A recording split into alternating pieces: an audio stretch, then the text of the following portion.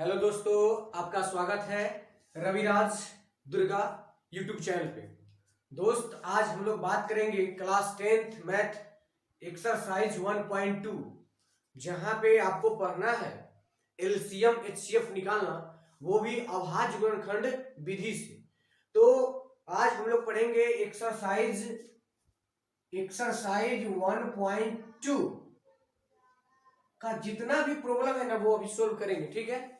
और इसका इंट्रोडक्शन का वीडियो पीछे अपलोड है, आप जाके देख सकते हैं कि अभाज्य गुणनखंड क्या है, कैसे करेंगे, ठीक। तो आज हम लोग एक्सरसाइज 1.2 के ना एक से लेके जितना भी क्वेश्चन है सबको बढ़िया से समझा के बनाएंगे। तो चलिए देखिए वीडियो को और समझिएगा, ठीक है। एक्सरसाइज 1.2 में आपका जो फर्स्ट क्वेश्चन में है, क्वेश्चन नंबर 1 आप देखेंगे।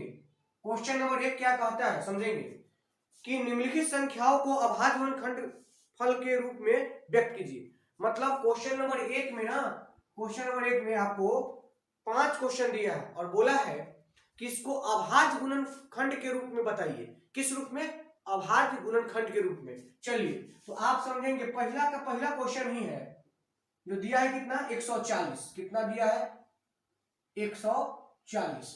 अब बताइए करना इसको क्या है, तो आपको अभाज्य गुणनखंड के रूप में लिख देना है। अभी कुछ नहीं करना है, क्या करना है? लिख देना है। तो कैसे लिखेंगे अभाज्य गुणनखंड के रूप में? देखिए सीखिए, इधर 140 को ऐसे कर देंगे, ठीक, ऐसे कर देंगे। और देखिए दू से लगेगा तो दू से, तीन जितना से लगेगा लगाते रहिए। लगाइए तो दू से लगेगा तो हाँ, दू से तो लग जाएगा। कितना मर्तब्य? 70 मर्तब्य। फिर दू से लगेगा कितना मर्तब्य? 35 मर्तब्य। फिर दू से लगेगा नहीं, दुक्का के पढ़ा में 35 नहीं आता है, इसलिए 2 से नहीं लगेगा, 3 से भी नहीं लगेगा, 5 से लगेगा तो 5 सते 35, फिर 7 से लगेगा 1, खत्म। देखिए तो वही 140 का अभाज्य गुणनखंड हो गया 2 गुने 2 गुने 5 गुने 7। 7 बचे 35 गुना 70 गुना 140। बस यही होता है अभाज्य गुणनखंड, यही होता है 140 का। दू को दू है तो दू के स्क्वायर गुने 5 गुने 7, यही आंसर हो गया। बोले कोई दिक्कत है? नहीं है, बहुत आसान होता है, काफी आसान है अभाज्य गुणनखंड के रूप में लिखना। चलिए पहला क्वेश्चन हो गया। दूसरा क्वेश्चन देखेंगे इधर। दूसरा क्वेश्चन क्या है? दूसरा क्वेश्चन है कितना है? 156। कितना है? 156। कहता है इसको अभाज्य गुणनखंड के रूप में लिख के बताओ। तो यहां लिख के बताते हैं 156 को फिर से दीजिए, दू से लगेगा कितना मतलब है? 2 सते 14, 1 बचेगा 16, 2 अठे 16, 78। फिर दू से लगाइए, द्वितीय 6, 1 18, दुनमा 18। अब तो दू से नहीं लगेगा तो 3 से, तो 3 से कितना? 33 39, ठीक है। अब कोई से ना 13 से, खत्म। तो देखिए 156 का अभाज्य गुणनखंड की तो कितना आया? 2 गुने 2, कितना आया? 2 गुने 2 गुने 3 गुने 13। इसी प्रकार से लिखेंगे, यही होता है अभाज्य गुणनखंड विधि में, मतलब लिख देना, अभाज्य गुणनखंड के फॉर्म में लिख देना। मतलब किसी भी क्वेश्चन को क्या करते हैं, देखिए इसको टुकड़ा टुकड़ा में लिख दिए, 156 को टुकड़ा कर दिया अभाज्य गुणनखंड के टुकड़ा में, यही होता है अभाज्य गुणनखंड, ठीक। तो ये दूसरा क्वेश्चन कंप्लीट हुआ। चलिए अब तीसरा क्वेश्चन देखेंगे, ठीक। तीसरा क्वेश्चन में कितना है देखिए तो, तीसरा क्वेश्चन में कितना है एनसीईआरटी में? तीसरा क्वेश्चन है, समझेंगे, तीसरा क्वेश्चन में है 5 नहीं 38 25 है। कितना है? 38 25, 38 25। चलिए ध्यान से देखेंगे, आप इसका खुद से अभाज्य गुणनखंड कीजिए, तो खुद से अभाज्य गुणनखंड कीजिए, तो देखिए खुद से अभाज्य गुणनखंड कीजिए। तीसरा नंबर क्वेश्चन है, देखिए कीजिए तो। चलिए हम करते हैं, कैसे करेंगे देखिए। 38 25 लगाएंगे, क्या दू से लगेगा? नहीं सर, दू से नहीं लगेगा। 3 से, देखिए 3 से लगा के, 3 से लगाइए तो कहिएगा 3 से, 3 इकाई 3, यहाँ 8 है, 3 दूनी के 6, तो 2 बच जाएगा 22, 3 सते 21, 1 15, 3 पचे 15। 3 से लग गया, फिर 3 से लग जाएगा, लगाइए तो 3 से, तो 3 चौका 12, खत्म। अब 7 है तो 3 दूना का 6, 1 15, 3 पचे 15, लग गया। अब 5 से लगा दीजिए, 5 से, 5 से लगाएंगे तो 5 8 40, 2 बचा 25, 5 से, फिर 5 से लगाइए, कहेगा 17 मतलब, और 17 से लगा दीजिए, खत्म। अर्थात 38 25 का अभाज्य गुणनखंड क्या आ गया? 3 गुने 3 गुने 5 गुने 5 गुने में 17, यही हो गया अभाज्य गुणनखंड आंसर। तो ये 4 क्वेश्चन हो गया, पचमा खुद से कर ले, बस ये सिंपल है। चलिए 2 नंबर पे आते हैं, ठीक 2 नंबर पे समझिए, 1 के 5 क्वेश्चन था, 3 हो गया, चौथा पचमा खुद से कर लो। आगे देखिए, आगे देखिए, काफी आसान चैप्टर है ये, काफी आसान चैप्टर है। आगे देखिए तो 2 नंबर पे क्या कहता है सुनेंगे। 2 नंबर में कहता है पूर्णांकों के निम्नलिखित युग्मों को HCF और LCM ज्ञात कीजिए और इसकी जांच कीजिए कि दो संख्या का गुणनफल HCF गुने LCM है या नहीं है। मतलब आपको करना क्या है कि आपको ना पहले LCM और HCF निकाल लेना है और फिर जांच करना है कि दो संख्या का गुणनफल बराबर LCM गुने HCF होता है या नहीं होता है, बस यही इतना ही काम करना है। तो क्या करते हैं, पहले 2 के क्वेश्चन स्टार्ट करते हैं और आपको समझाते हैं, देखते रहिए। 2 नंबर क्वेश्चन, 2 के ना पहला क्वेश्चन है 26 एंड कितना है 91, 91। चलिए अब समझेंगे इसको, 26 और 91, इसका पहले हम एलसीएम एचसीएफ निकालेंगे, फिर इसको जांच भी करना है, क्वेश्चन कहता है। तो चलिए एलसीएम एचसीएफ निकालना पीछे के वीडियो में सिखा चुके हैं इंट्रोडक्शन पार्ट में, फिर यहाँ बात करते हैं। जिसका भी एलसीएम एचसीएफ निकालना हो ना, कैसे निकालेंगे बोर्ड पर समझिए, ठीक। देखिए ध्यान से, 26 है ना, तो ये 26 को 26 लिख दिए, इसका उसी तरह अभाज्य गुणनखंड कर दीजिए, तो करते हैं। तो 26 को कीजिएगा, 26 को कीजिएगा तो क्या होगा, 2 से लगाइएगा तो 13 और 13 से खत्म, यानी 26 का आया 2 गुने 13, कोई डाउट नहीं। चलिए 91 का देखिए तो 13 91, 13 91 यानी 7 गुना में 13, अब समझ गए। चलिए अब देखिए तो, अब आपको अगर हम पूछे कि HCF का मतलब होता है, HCF का मतलब होता है जो दोनों में कॉमन होता है ना वो HCF हो जाता है, दोनों में कॉमन होता है और सबसे कम पावर वाला वो HCF हो जाता है। तो अगर हम इसका HCF पूछे 26 91 का HCF, तो आप क्या बोलेंगे, बोलेंगे सर 13 जो है दोनों में कॉमन है, मतलब 13 हो गया क्या HCF, एगो HCF निकलेगा। दूसरा अगर एलसीएम पूछे कि एलसीएम बताओ, एलसीएम का मतलब होता है सभी प्रकार का गुणनखंड और सबसे ज्यादा पावर वाला, ठीक। तो देखिए तो सभी प्रकार में 2 है एगो प्रकार, एगो क्या है 7 है, एगो 13 है। तो देखिए तो दोनों में गुना कीजिएगा तो 7 गुना 14 गुने 13, 14 में 13 से गुना कीजिए, 14 में 13 से, 14 तिया 42 और 14 ना, तो 2 4 4 8 182 आया, 2 4 4 2 तो 182 आया। कहिएगा सर एलसीएम कितना आया 182, एचसीएफ कितना आया 13, यही पूछा था कि एलसीएम और एचसीएफ बताओ, तो एचसीएफ कितना 13, एलसीएम कितना 182, आंसर हो गया। बट इस क्वेश्चन में ये भी लिखा है कि जांच कीजिए कि दो संख्या का गुणनफल उसी के एलसीएम गुने एचसीएफ के बराबर होता है या नहीं, जांच करना है। कैसे जांच करेंगे देखिए ना, अब आप यहाँ पे जांच, इसका जांच देखिएगा, जांच कैसे होता है। देखिए हम यहाँ पे लिखते हैं जांच, देखिए तो जांच में क्या बोला है कि दो संख्या का गुणनफल, ये फॉर्मूला भी है पिछले वीडियो बता दिए हैं, दो संख्या का गुणनफल बराबर बोलता है कि जांच कीजिए कि दो संख्या का गुणनफल एलसीएम गुने एचसीएफ होता है या नहीं। हम जांच करके दिखाते हैं। देखिए तो दो संख्या का गुणनफल मतलब दोनों संख्या का गुणन, संख्या कौन है वो 26 91 है, लिख दिए 26 गुने 91 बराबर एलसीएम, एलसीएम कितना है 182, एचसीएफ कितना है 13। अब इतना अलग गुना करते हैं, अलग देखते हैं दोनों बराबर होता है या नहीं। चलिए प्यार से देखिए तो 91 में 26 से करते हैं, देखिए 6 को 1 से गुना करेंगे तो 6 6 का 6, 9 छक 54 हो गया। अभी 2 से गुना करेंगे तो 2 और 9 दूना 18, तो रहेगा 6 4 2 6 8 5 13 2 23 66 आएगा ना, 23 66 कहेगा सर दोनों गुना किए ना, तो आ गया 23 66। अब उधर करके देखिए, करते हैं 182 में 13 से, 182 में 13 से सामने गुना कर रहे हैं, देखेंगे 3 दूनी के 6 8 3 24, 8 3 24 के 4 हासिल 2, 3 इकाई 3 3 2 5। अब कीजिए 182 में 1 से 182 हो जाएगा, 6 4 2 6 8 5 13 1 14 23 66। देखिए तो इधर दो संख्या का गुणनफल उतना ही आया, दो संख्या का गुणनफल उतना ही आया जितना एलसीएम गुने एचसीएफ आया। आया कि नहीं है? आता ही है। दो संख्या के लिए फॉर्मूला भी होता है, वही आया, ठीक है। और ये बोला था कि जांच हो कि दो संख्या का गुणनफल बराबर एलसीएम गुने एचसीएफ होता है, नहीं तो होता है, और ये फॉर्मूला भी है, ध्यान भी रखेंगे। यही जांच हो गया आंसर, क्वेश्चन कंप्लीट है। तो बस आपको एचसीएफ और एलसीएम निकाल देना है। कैसे से समझे? इधर देखिए एचसीएफ निकाले, यहाँ एलसीएम निकाले, जो कॉमन हो, जो दोनों में कॉमन हो, सबसे कम पावर वाला हो, वो एचसीएफ कहलाता है। और सभी तरह का गुणनखंड और सबसे ज्यादा पावर वाला एलसीएम कहलाता है। कोई डाउट? एलसीएम एचसीएफ में क्या कर बोले कि जो सब में क्या हो, कॉमन और सबसे कम पावर एचसीएफ, सभी तरह का गुणनखंड सबसे ज्यादा पावर वाला एलसीएम। आप एलसीएम एचसीएफ निकाल लिए और इधर जांच भी कर लिए, क्वेश्चन कंप्लीट है। तो चलिए नेक्स्ट क्वेश्चन देखते हैं। देखिए, बने रहिए। दो के बाद देखिए, दो के बाद देखते हैं। देखिए दो के बाद दो में ही और क्वेश्चन है, क्वेश्चन और बना लेते हैं। एक है 510 और 92। कितना है दूसरा क्वेश्चन, इसको देख लीजिए। 510 एंड 92 ये है क्वेश्चन।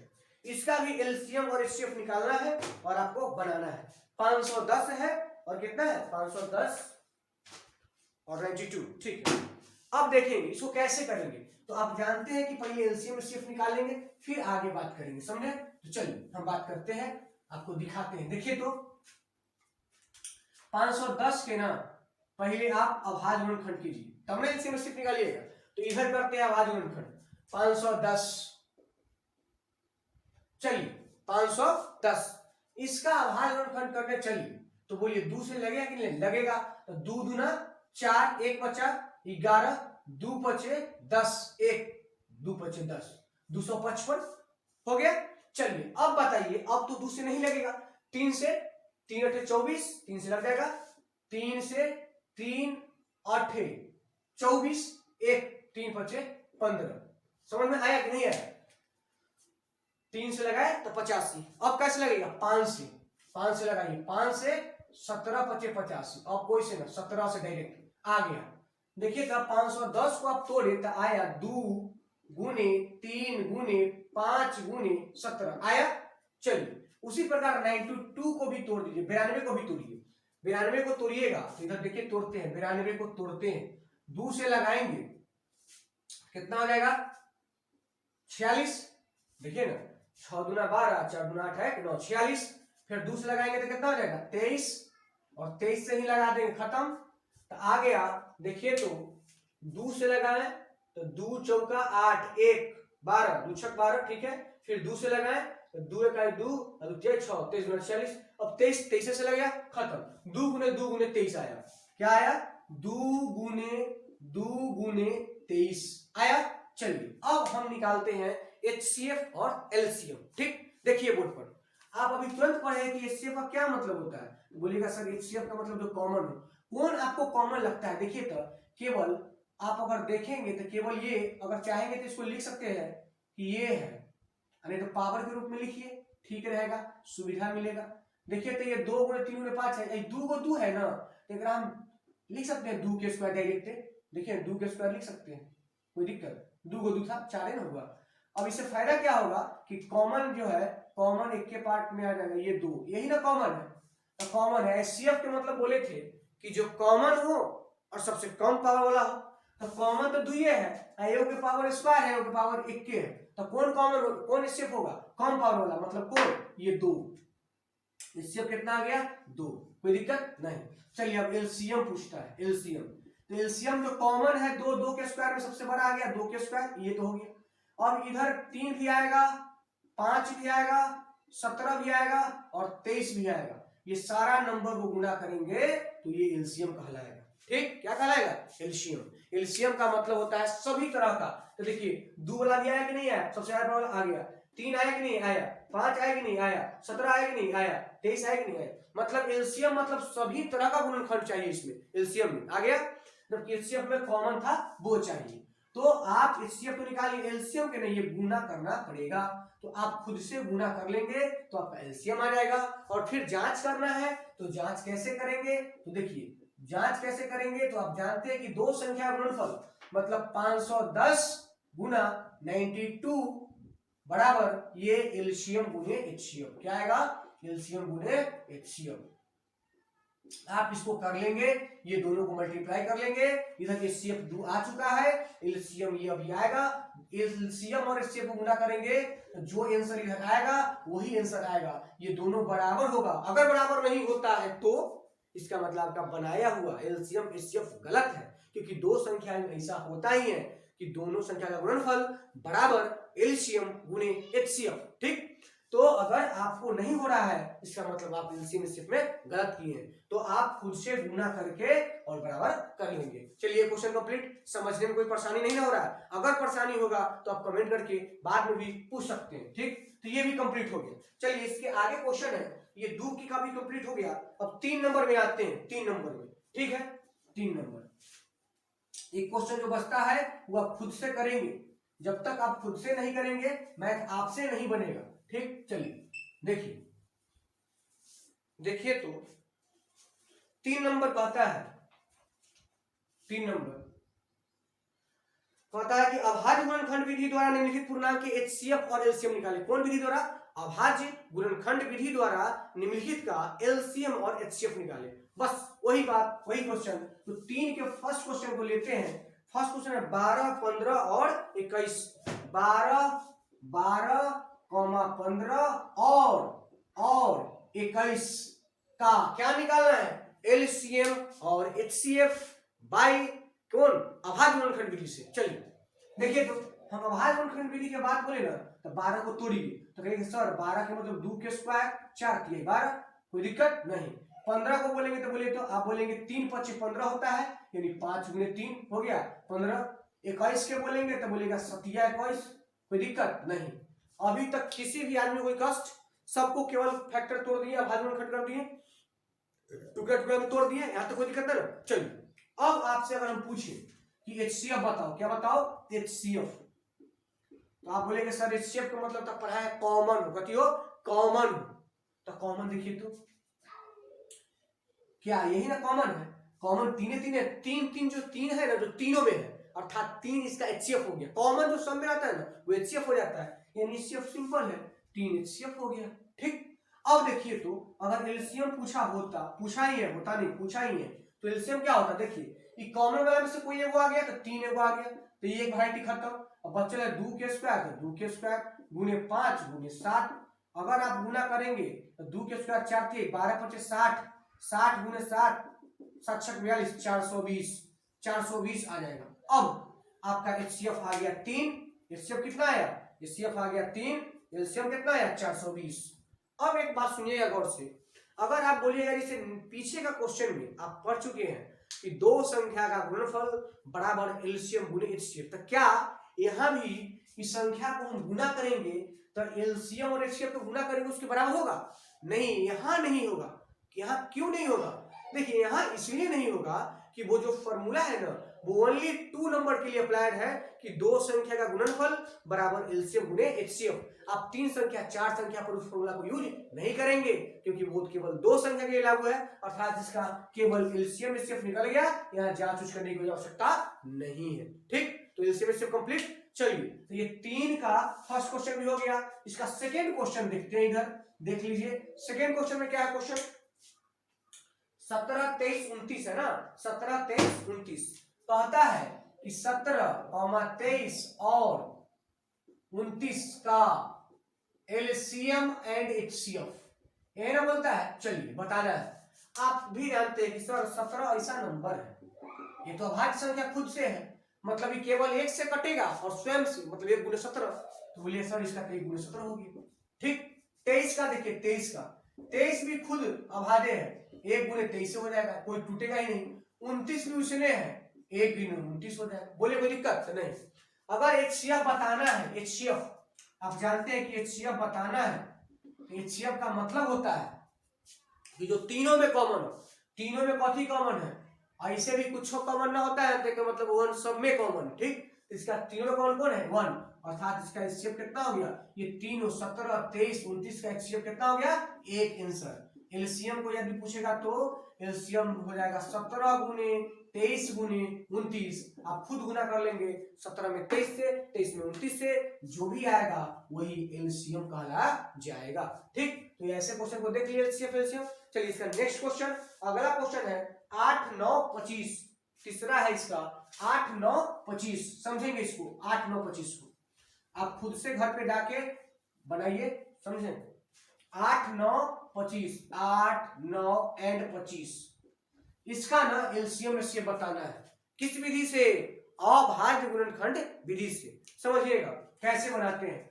8 को 8 लिखे बराबर, 8 को लिख सकते हैं 2 के क्यूब, ठीक।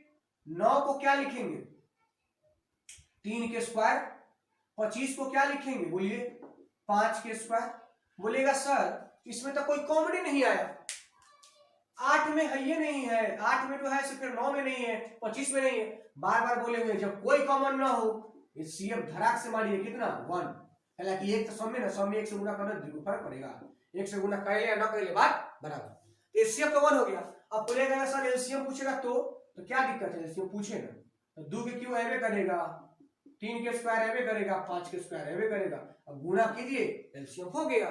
समझ गए, तो ये हुआ कंप्लीट। इसका नेक्स्ट क्वेश्चन है 4 नंबर, उसको अब देखते हैं। देखिए आप 4 नंबर, समझे।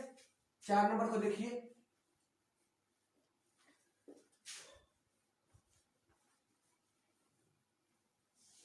चार नंबर क्या कहता है। देखिए 4 नंबर क्वेश्चन कैसे दिया है। 4 नंबर क्वेश्चन दिया है कि HCF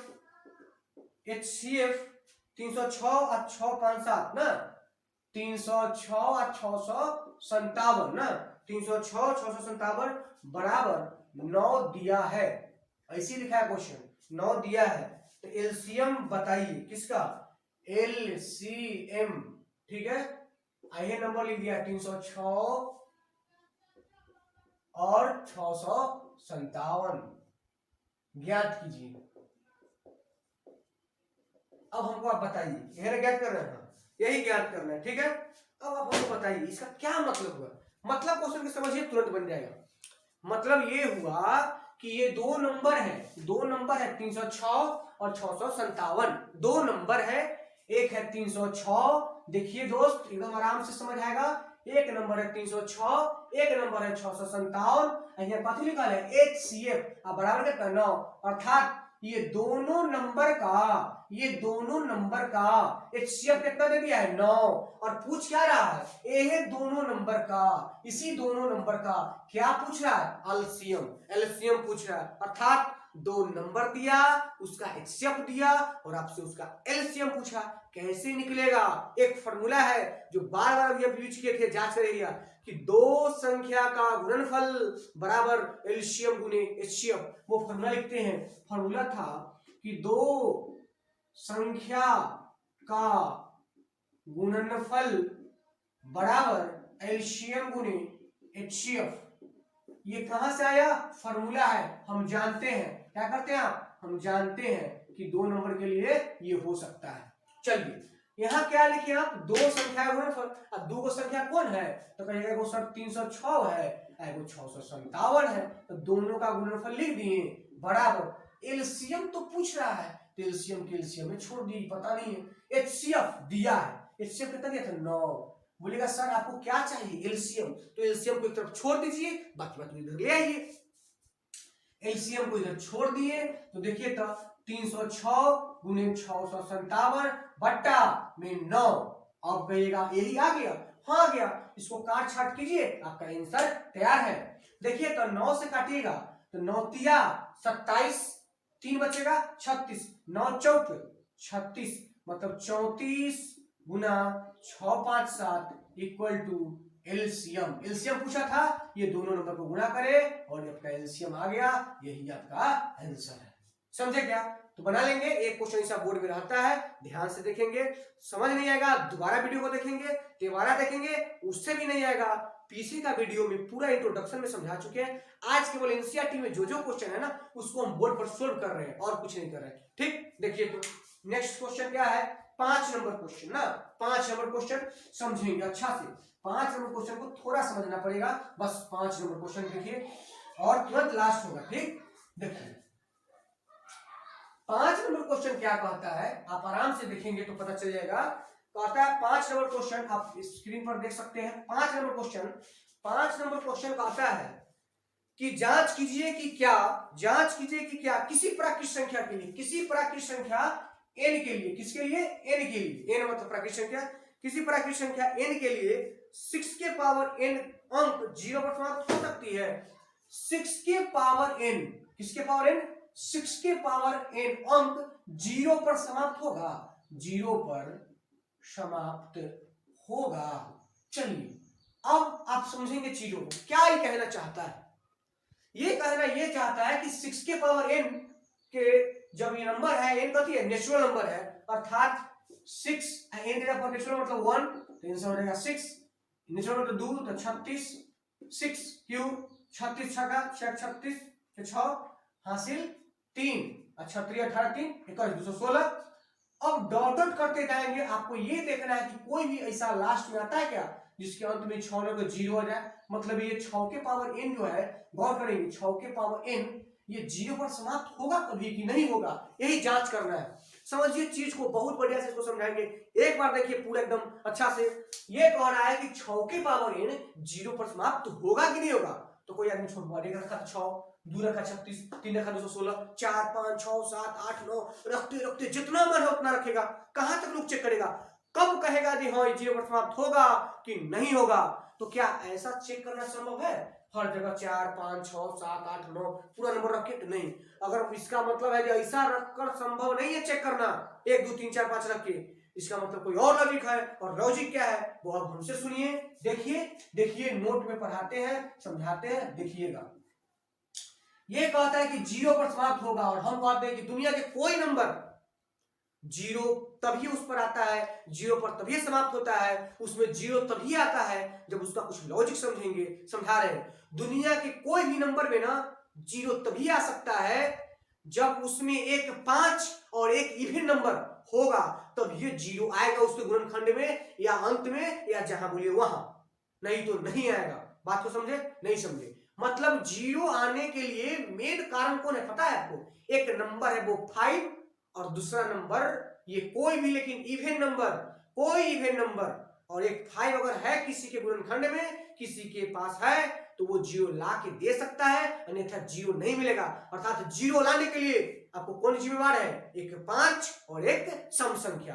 अब बताइए ये 6 बेचारा में, आप बताइए 6 में वो 5 है, 6 के फैक्टर में 5 है, नहीं 5 नहीं है, हाँ 2 है, द्वितीय 6 में द्वितीय 6 होता है, 2 है, सम संख्या है, इवन नंबर है, लेकिन 5 नहीं है। लेकिन बिना 5 के कोई भी 0 नहीं दे सकता है, यानी 0 चाहिए तो एगो 5 और कोई एक सम संख्या चाहिए। सम संख्या तो था इसके पास, लेकिन 5 था नहीं था। डायरेक्ट लिखेंगे कि 6 के पावर n 0 पर समाप्त नहीं होगा।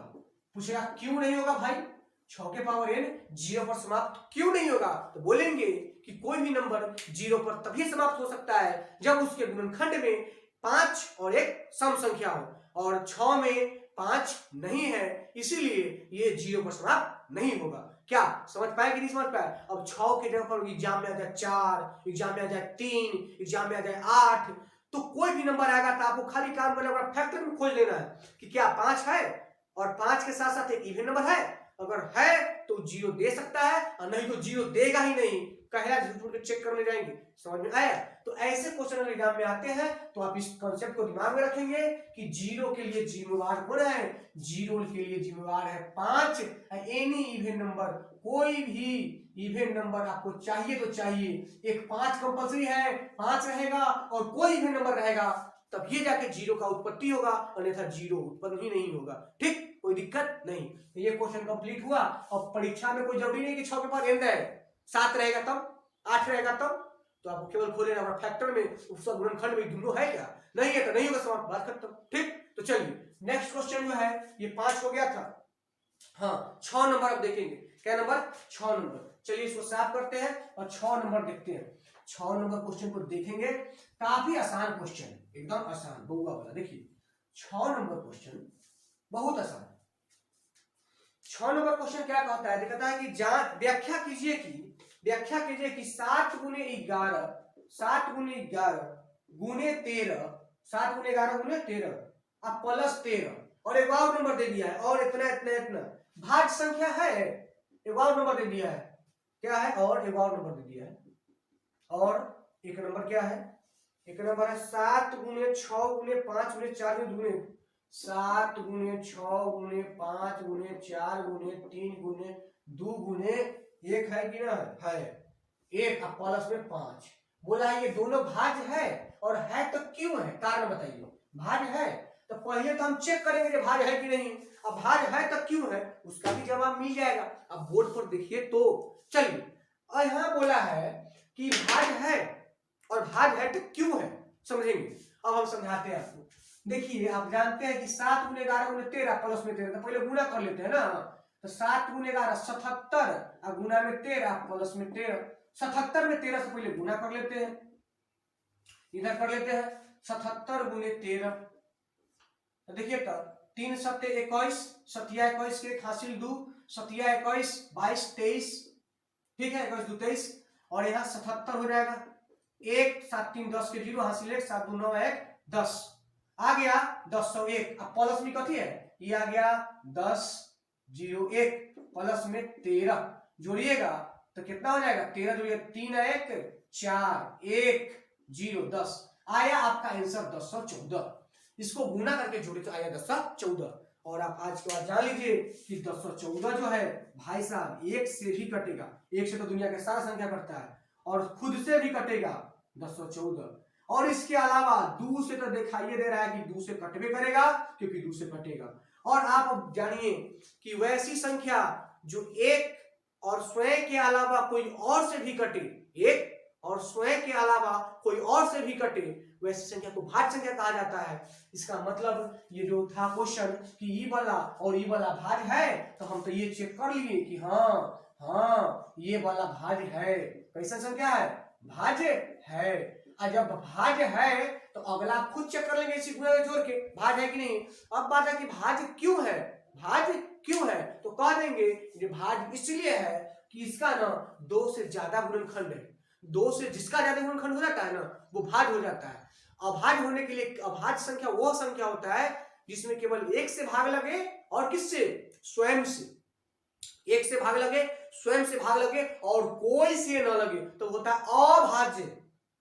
लेकिन यहां बोला था भाज्य, तो भाज्य का क्या मतलब ये 1 से लगे स्वयं से लगे और इसके अलावा कोई औरों से लगे, वही बात तो हो गया 1 से स्वयं से तो लग ही रहा था, एक बाद 2 से भी भाग लग रहा था, इसका मतलब ये कैसा संख्या था भाज्य संख्या था। तो बोला था कि चेक करो भाज्य है कि नहीं, ये तो भाज्य है, आप इसको खुद चेक कर लेंगे गुणा के जोड़ के। और दूसरा बात क्यों है तो बोल देंगे क्योंकि इसका ना 2 से ज्यादा गुणनखंड है, एक स्वयं इसके अलावा भी कोई है, 2 है और भी है, इसीलिए ये क्या हुआ भाज्य हुआ। और यहाँ तक कंप्लीट। अभाज्य संख्या के बारे में बोलते हैं, भाज्य तो समझ गए, भाज्य फिर सुनिए भाज्य संख्या, भाज्य वैसी संख्या जिसमें एक और स्वयं के अलावा कोई और से भाग लगे वो भाज्य हुआ, ठीक। अब आता है बात कि अभाज्य क्या है भाई, तो अभाज्य संख्या वैसी संख्या जिसमें केवल 1 से और स्वयं से भाग लगे और कोई से ना लगे, अभाज्य संख्या कहते हैं। क्या कहते हैं अभाज्य संख्या, ठीक। अब बात है कि सबसे छोटा अभाज्य कहां से स्टार्ट होगा, सबसे छोटा अभाज्य कहां से स्टार्ट होगा, अभाज्य बताने लगे थोड़ा देख लीजिए, जानकारी की चीज है।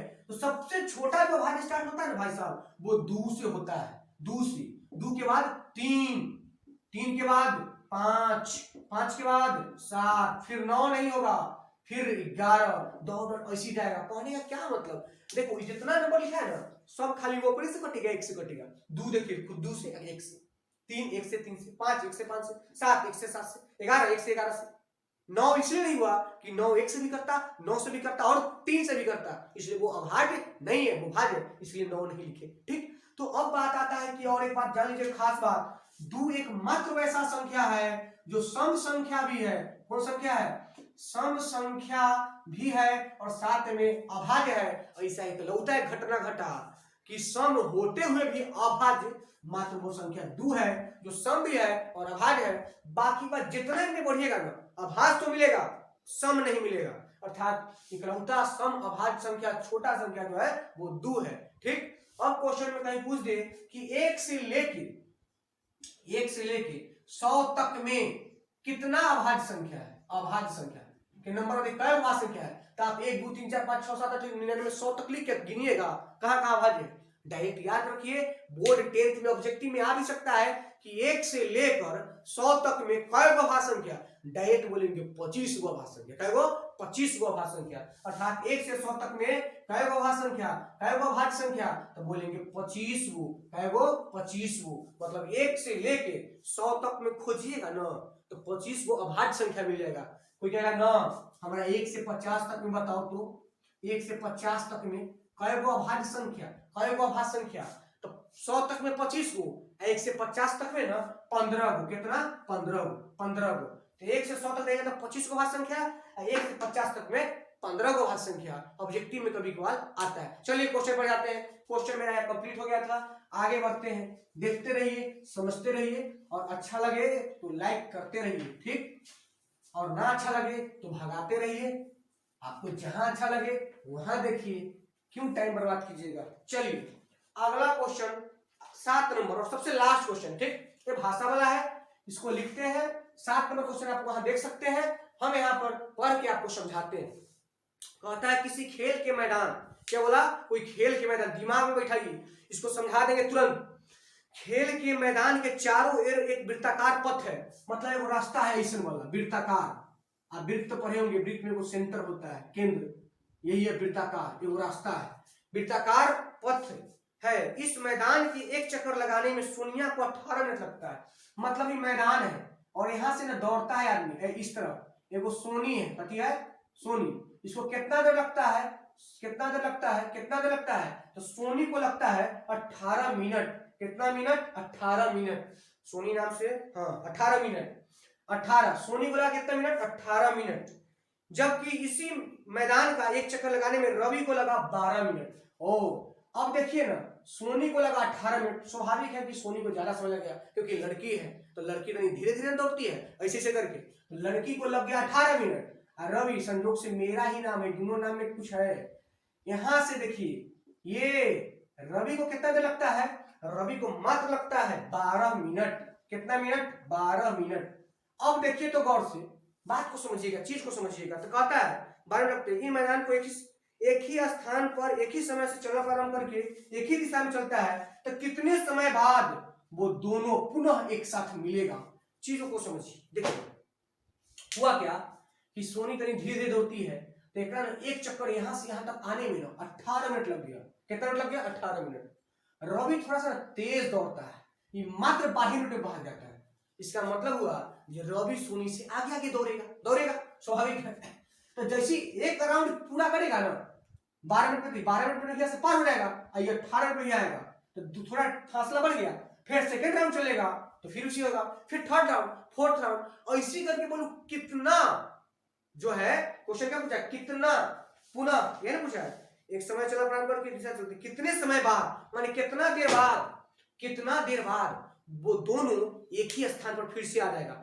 आप कभी भी ग्राउंड में चक्कर लगाए होंगे तो देखिए, एक क्या होता है कि वो तेज दौड़ने वाला होता है, तो तेजका जो दौड़े एक समय ऐसा आता है कि तेजका दौड़े, अभी दौड़ा तो तनका देर आगे हो गया, अभी रवि यहाँ है, सोनी यहाँ है, तभी तो इतने दूर आगे, लेकिन एक समय होगा जो सोनी बहुत पीछे हो जाएगा और रवि बहुत, तो कौन समय है जहां फिर से दोनों, जैसे कि एक राउंड पूरे चक्कर आगे करके और फिर से जौड़े हो जाएगा, तो कितना देर बाद पुनः वो दोनों एक साथ मिल जाएगा, माने कितना देर बाद दोनों एक साथ मिलेगा।